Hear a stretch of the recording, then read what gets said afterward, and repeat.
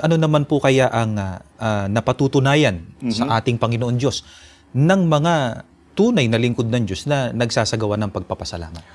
Mga kaibigan, pakinggan po ninyo at mababasa natin ang nakasulat dito po sa unang Kronika sa 29:11 hanggang 13. Iyo, O Panginoon, ang kadakilaan at ang kapangyarihan at ang kaluwalhatian at ang pagtatagumpay at ang karangalan, sapagkat lahat na nangasa langit at nangasa lupa ay iyo. Iyo ang kaharian, O Panginoon, at ikaw ay nataas na Pangulo sa lahat.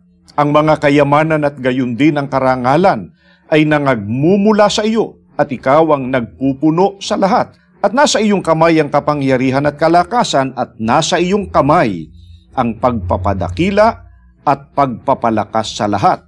Kaya't ngayon, aming Diyos, kami ay napasasalamat sa iyo at aming pinupuri ang iyong maluwalhating pangalan. Napatutunayan po, mga kaibigan, ng mga nagpapasalamat sa ating Panginoong Diyos na kinikilala niya na kung siya man ay nagtatagumpay sa buhay na ito, nagtatamo ng kayamanan at karangalan, maging ng kalakasan.